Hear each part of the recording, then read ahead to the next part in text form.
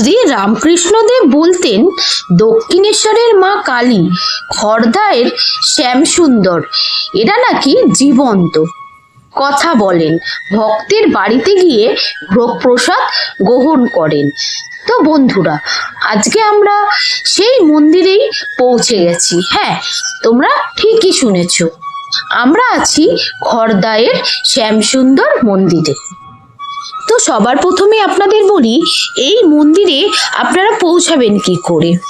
খড়দাও স্টেশনে নেবে মাত্র মাথাপিছু 15 টাকার বিনিময়ে আপনারা পৌঁছে যাবেন এই শ্যামসুন্দর জিউর মন্দিরে। আর আপনারা যদি বাইকে করে আসেন কিংবা 4 চাকায় আসেন, তাহলে এখানে কিন্তু খুব ভালো গাড়ি পার্কিংয়ের ব্যবস্থা রয়েছে, তার জন্য কিন্তু কোনো রকমের এক্সট্রা টাকা লাগে না। শ্যামসুন্দর জিউ মন্দিরটি উত্তর 24 পরগনা জেলার ব্যারাকপুর মহকুমার অধীনে খড়দাহে অবস্থিত। মন্দিরটি শ্রী শ্রী নিত্যানন্দ মহাপ্রভুর ঐশ্বরিক পুত্র শ্রী বীরভদ্র দ্বারা প্রতিষ্ঠিত হয়েছিল। এই মন্দিরের ইতিহাসের সাথে একটি কিংবদন্তি জড়িত আছে। বীরভদ্র গোস্বামী এমন এক সময় জন্মগ্রহণ করেছিলেন যখন বাংলার তন্ত্রশাস্ত্র এবং বৌদ্ধ ধর্ম দুটি সর্বাধিক জনপ্রিয় ধর্ম ছিল। শ্রী শ্রী চৈতন্য মহাপ্রভুর ইচ্ছায় তিনি বাংলার বিভিন্ন স্থান থেকে বৈষ্ণবদের খড়দাহে জড়ো করেন এবং কুঞ্জবতীতে সাধনা পুজো করতে থাকেন। তিনি তার সাধনার মাধ্যমেই একটি বিশেষ কালো পাথর সম্পর্কে জানতে পেরেছিলেন। ধর্মরাজ যুধিষ্ঠিরের রাজসূয় যজ্ঞে ভগবান শ্রীকৃষ্ণকে পাথরের ওপরে দাঁড়িয়েছিলেন, তা গৌড় প্রসাদে অবস্থিত ছিল। পাথরটি ভগবান কৃষ্ণের 3টি ভিন্ন অবতার ধারণ করেছিলেন: মোহিনী রূপ, শ্যাম রূপ এবং বাৎসল্য রূপ। তিনি পাথরগুলো নিয়ে এসে পাথর থেকে 3টি মূর্তি খোদাই করতে চেয়েছিলেন। এই উদ্দেশ্যে তিনি বৈষ্ণবদের একত্রিত করতে শুরু করেন এবং তাদের সাথে পবিত্র হরিনাম জপ করতে থাকেন। বীরভদ্র একটি স্বপ্ন দেখেছিলেন যেখানে ভগবান শ্রীকৃষ্ণ তাকে বলেছিলেন, প্রথাগত পথে পাথরটি বহন করা অসম্ভব, তাই আমি গঙ্গা নদীর ঢেউয়ের মধ্যে দিয়েই প্রভাবিত হব। নির্দেশ অনুযায়ী পাথরটি নদীতে ভাসিয়ে খড়দাও পর্যন্ত চলে আসে। এই সংগ্রহ করা হয়েছিল সেই স্থানে, যা বর্তমানে শ্যামের ঘাট নামে পরিচিত। ভগবান শ্রীকৃষ্ণের 3টি মূর্তি তৈরি করেছিলেন নয়ন বৈষ্ণব ভক্ত ও শিল্পী।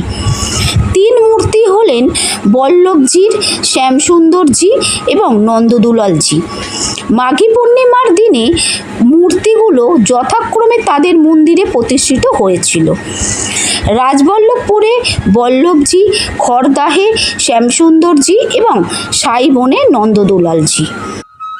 তো বন্ধুরা, এই যে 3টে মন্দিরের নাম তোমাদের আমরা বললাম, এই 3টে মন্দিরের একত্র একটা ভিডিও আমরা করেছি, সেটার লিঙ্ক আমি ডেসক্রিপশানে দিয়ে দেবো। তোমরা 3টে মন্দির একত্রে দর্শন করে নিতে পারো। এই 3 মন্দির একত্রে দর্শন করা অনেক পুণ্য অর্জন করা যায়। খড়দাহের মন্দিরটি শ্রীকৃষ্ণ ও রাধার মূর্তি সহ 8চালা শৈলীতে তৈরি। মূল মন্দিরের সামনে একটি নাট মন্দির রয়েছে। লক্ষাধিক তীর্থযাত্রী শ্যামসুন্দর দেবতার সাক্ষ্য হতে খড়দাহে শ্যামসুন্দর মন্দিরে যান। মহাপ্রভু শ্রী চৈতন্য এবং শ্রী নিত্যানন্দ এখানে বসবাস করেছিলেন বলে মন্দিরটির ঐতিহাসিক গুরুত্ব রয়েছে। স্থানটি একটি সমৃদ্ধ ঐতিহ্য রয়েছে এবং এটি তাদের লীলাক্ষেত্র হিসাবেও পবিত্র। ওয়েস্ট বেঙ্গল হেরিটেজ কমিশন 2018 সালে মন্দিরটিকে হেরিটেজ হিসাবে ঘোষণা করেছেন। এতক্ষণ ধরে তোমাদের মন্দিরের ইতিহাস সম্পর্কে আমি সমস্ত তথ্য জানালাম। এবার বলি, তোমরা এই মন্দিরে কখন আসবে, ভোগ প্রসাদের সুবিধা আছে কিনা আর কিভাবে আসবে সেটা কিন্তু আমি ভিডিওর স্টার্টিংয়েই বলে দিয়েছি। তো এবার বলি, এই যে দেখছো এটা অফিস ঘর, সকাল 10:30টার মধ্যে তোমরা এখানে পৌঁছে যাবে। আর অফিস ঘরে মাত্র 120 টাকার বিনিময়ে কুপন কেটে নিতে পারো। এখানে কিন্তু 14 রকমের ভোগ প্রসাদ খাওয়ানো হয়।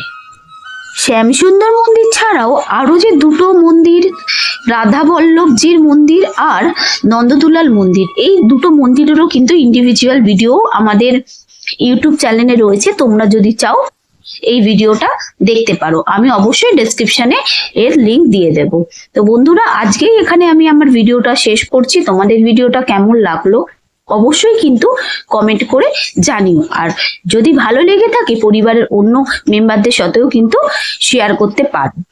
তো একদিন কিন্তু তোমরা এখানে এসে ঘুরেই যেতে পারো।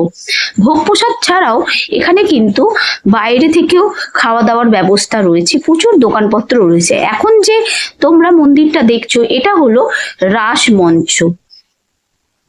এই মন্দির থেকে মাত্র 3 মিনিটের হাঁটা পথে এই রাসমঞ্চ। আর এই হলো শ্যামসুন্দর ঘাট, যার সম্পর্কে আমি তোমাদের আগেই জানিয়েছিলাম। তো আবার দেখা হচ্ছে তোমাদের সাথে খুব তাড়াতাড়ি অন্য একটা ভিডিওতে। ততক্ষণ তোমরা অনেক অনেক ভালোবাসা দিও আর ভালো থেকো।